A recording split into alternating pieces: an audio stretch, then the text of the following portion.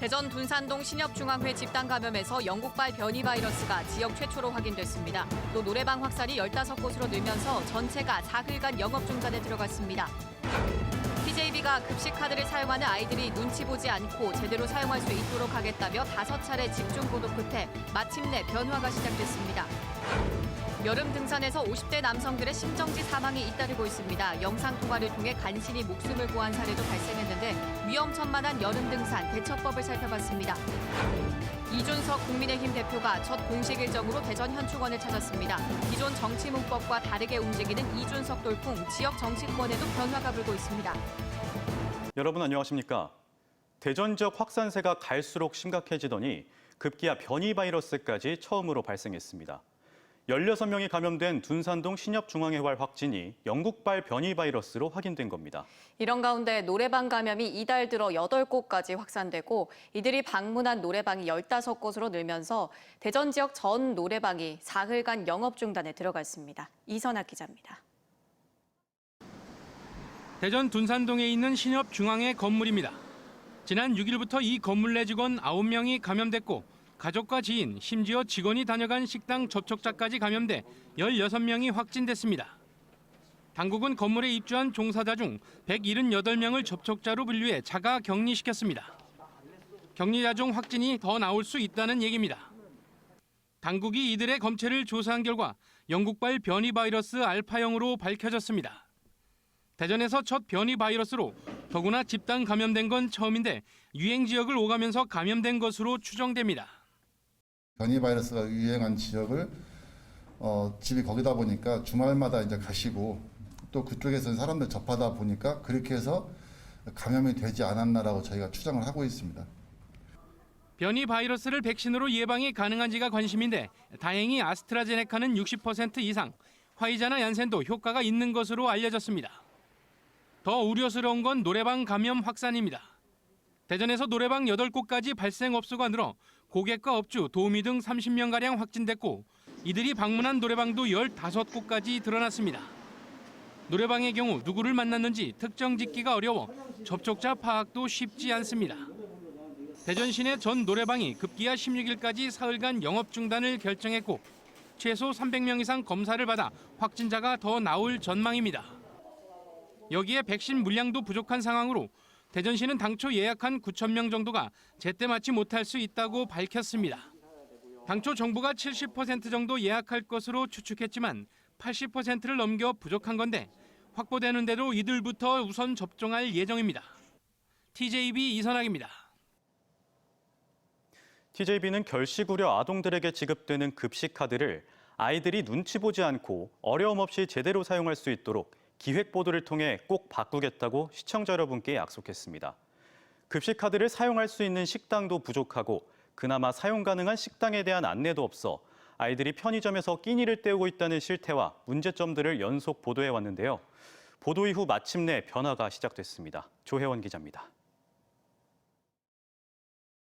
참 많습니다. TJB는 지난달 5차례의 기획 보도를 통해 결식 우려 아동들에게 지급되는 급식카드 사용 실태와 현실에 대해 집중 조명했습니다. 대전 지역 구청 자료를 분석한 결과 17은 편의점에서 사용된다는 점과 아이들이 제대로 이용하지 못해 지난해만 10억 원의 예산이 소멸됐다는 점도 지적했습니다. 무엇보다 사용할 수 있는 식당이 부족한 상황에서 수도권 지자체와 달리 식당에 안내 스티커조차 없어 사용이 어렵다는 아이들의 절실함에 귀 기울였습니다. 저희 집 주변이나 다른 데 가면은 보통 가맹점이 거의 없어서 가맹점이 많았으면은 이제 사람들도 쉽게 찾아볼 수 있고 카드 모양도 조금 변해야 될 것 같고 한 끼 식사로는 6,000원이 부족해서 가격도 좀 더 인상됐으면 좋겠다고 생각했었어요. TJB의 기획 보도를 통해 대전에서 유성구가 처음으로 스티커를 자체 제작해 아이들이 가맹식당을 쉽게 알 수 있도록 하는 변화가 시작됐습니다. 기존에는 식당에 일일이 물어봐야 해 아이들에게 낙인감을 안겨줬지만 식당 앞에 부착된 스티커를 확인하고 자유롭게 이용할 수 있게 된 겁니다. 어린이들에게 좀 희망찬 미래를 준비할 수 있도록 저희가 조금이나마 좀 도움을 주고 싶고요. 먹고 싶지 않은데 찾아가는 그런 매장이라기보다는 먹고 싶은 걸 직접 찾아다닐 수 있도록 저희도 최선을 다해서 또 유성구와 외식업 중앙회 유성지부는 MOU를 체결하고 가맹점을 대폭 확대하기로 했습니다. 기존 50개 가맹점 외에 학생들이 사용하기 좋게 학교 주변을 중심으로 가맹점을 2배로 늘려 110여 곳이 참여하기로 약속했습니다. 가맹점을 대폭 확대를 해서 아이들이 다양한 음식들을 즐김으로 인해서 충분히 영양을 섭취할 수 있어서 건강 증진에도 큰 도움이 될 거라고 봅니다. 이와 함께 지속적으로 급식카드 식당 가맹점을 홍보하고 복잡한 등록 절차도 간소화해 아이들이 마음 편히 밥 한 끼를 먹을 수 있는 식당을 계속해서 확대해 나갈 방침입니다. TJB 조혜원입니다. 지난 주말 충남에서는 등산을 하던 50대 남성 2명이 심정지로 쓰러져 숨졌습니다. 한편 영상통화를 이용해 극적으로 심폐소생에 목숨을 구한 사례도 있는데요. 각별히 주의해야 할 초여름 등산, 가볍게 봤다간 큰일이 일어날 수도 있습니다. 최현우 기자가 취재했습니다. 홍성군 백월산 등산로입니다. 어제 오전 10시쯤 동호 회원들과 자전거로 산을 오르던 52살 A씨가 정상 근처에서 의식을 잃었습니다. 119 구급대가 A씨를 병원으로 옮겼지만 끝내 숨졌습니다. 토요일 오후 1시 반쯤에는 아산시 봉수산에서 가족과 함께 등산을 하던 59살 B씨가 심정지로 쓰러졌고 지켜보던 부인까지 충격을 받아 정신을 잃었습니다. B씨는 소방 헬기를 통해 병원으로 옮겨졌지만 숨을 거뒀습니다. 초여름 등산은 급격한 기온 상승이 가장 위험합니다. 더운 날씨에 땀을 많이 흘리면 평소보다 빨리 지치고 몸에 무리를 줘 탈진과 때론 심정지까지 이어집니다. 두통이나 어지럼증, 구역질과 경련 증상이 나타나면 즉시 등산을 중단하고 도움을 요청해야 합니다. 평상시에 꾸준한 운동과 식습관 조절을 통해서 기존에 앓고 있는 당뇨병이나 고혈압 등 기저 질환에 대한 관리가 잘 되어야겠습니다. 지난 4일 오후에는 논산시 관촉동 등산로에서 50대 남성이 심정지로 쓰러졌지만 주변 등산객들의 도움으로 목숨을 구하기도 했습니다. 충남소방본부 종합상황실에서는 구급대를 현장으로 보내는 한편 영상통화를 연결해 등산객에게 심폐소생술을 안내했습니다. 영상통화를 통해 등산객이 9분 가까이 가슴을 압박하는 심폐소생술을 진행했고 50대 남성은 구급대원이 도착하고 3분 뒤 의식과 호흡을 되찾았습니다. 호흡은 정상적으로 하는지, 헐떡헐떡 하는지 확인하고 이제 전혀 그런 반응이 없으면은 환자분 옆으로 가셔가지고 가슴 깊이 5cm 깊이로 해서 일주일에 2번 강하고 빠르게 압박하라고 이렇게 안내하고요. 전문가들은 심혈관 질환이나 당뇨가 있는 경우 등산 전 반드시 혈압과 혈당 등을 확인해야 하고 등산 중에는 목이 마르지 않아도 꼭 규칙적으로 물을 마실 것도 당부했습니다. TJB 최현우입니다.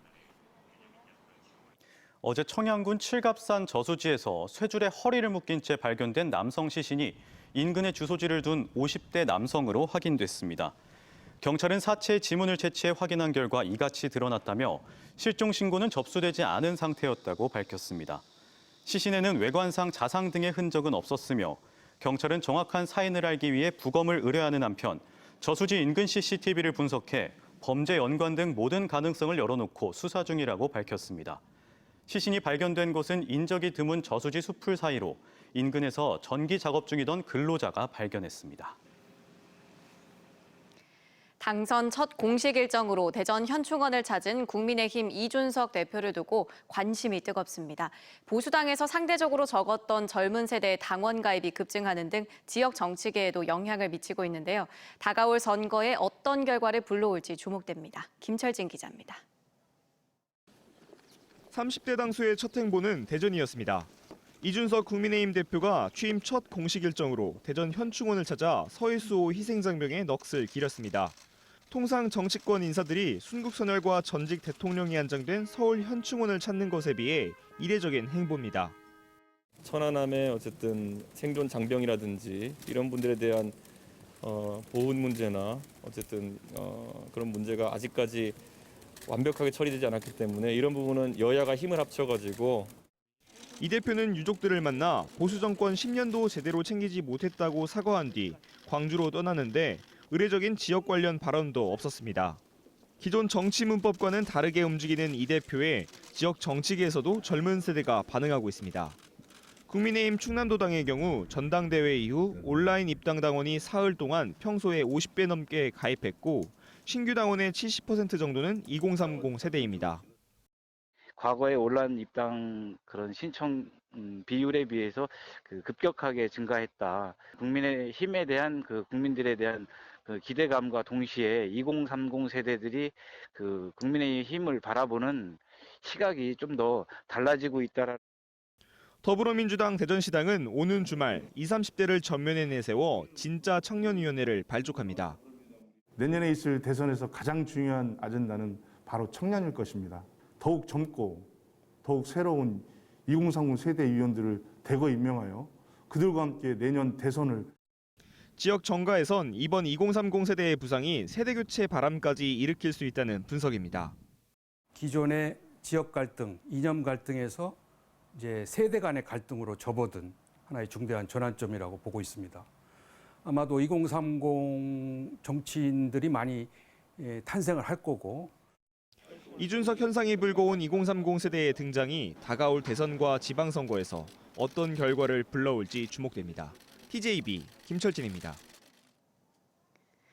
박병석 국회의장과 국민의힘 이준석 대표가 첫 만남을 가졌지만 국회 세종의사당 문제는 논의되지 않았습니다. 박병석 의장은 한국 정당사의 한획을 긋는 사건이라며 여야 당대표 회동 정례화를 제안했고 이준석 대표는 국가 위기 상황인 만큼 야당도 협조하겠다며 국회 공직자 재산 등록 제도 등을 언급했습니다. 이 대표는 박 의장과 면담 이후 기자들과 만나 세종의사당 설치법인 국회법 개정안 6월 처리에 대해 아직 파악하지 못하고 있다며 파악되면 말하겠다고 밝혔습니다. 한국 바이오 산업의 중심이 될 정부의 K-바이오 랩허브 구축 사업에 대전시가 사업 계획서를 제출하며 본격적인 공모 절차에 돌입했습니다. 인력과 기술이 모여있는 대덕특훈의 바이오 벤처타운 인근을 부지 후보로 공개하는 한편 전국 유일의 세계 시도 협력 체계 구축안도 제시했습니다. 장석영 기자입니다. 대전 유성구 전민동 대덕 연구개발특군의 5만 7천여 제곱미터, 대전 테크노파크 바이오 벤처타운과 한남대학교 대덕 캠퍼스 일부를 대전시가 K-바이오 랩허브 부지로 선정하고 중소벤처기업부에 사업계획서를 제출했습니다. 바이오 벤처타운은 입주기간 누적 매출액이 1조 원을 넘어섰고 46개의 바이오 벤처기업을 배출한 우리나라 바이오 벤처의 산실로 2019년에는 전국 최초로 바이오 메디컬 규제 자유특구로 선정됐습니다. 또 한남대 대덕 캠퍼스 부지 또한 1990년대 말 14개 바이오 기업이 모여 만든 대덕 바이오 커뮤니티의 발생지로 창업 보육센터를 운영해온 노하우까지 갖췄으며 이미 한남대와도 편입 토지 매입을 위한 업무 협약까지 체결했습니다. 세종과 충남이 대전시의 K-바이오 랩허브 유치에 적극 지원하기로 합의하면서 전국적으로 유일하게 세계 시도 협력 체계 구축이 대전 유치에 긍정적인 신호입니다. 전국에서 12곳이 유치전에 뛰어들 만큼 치열한 경쟁이 펼쳐지고 있는 상황에 대전과 세종, 충남이 힘을 모으기로 한 겁니다. 바이오 랩허브는 벤처 창업기업을 육성하는 곳으로 대기업을 앞세운 인천 등 타 시도와 비교해 자생적으로 바이오 벤처 기업이 성장한 대전이 최적지라는 논리를 내세우고 있습니다. 랩허브는 스타트업에서 스케일업까지 그거를 지원하는 겁니다. 바이오 산업의 벤처들을 육성하는 그런 것이 랩허브라는 원래 취지에 의하면 대전이 가장 적임지라고.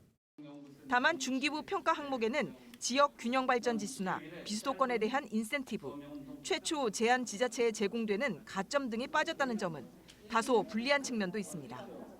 중기부는 오는 21일 현장 평가를 실시하고 7월 초 바로 후보지를 선정할 방침인데 대전시는 끝까지 긴장의 끈을 놓지 않고 총력전을 펼칠 계획입니다.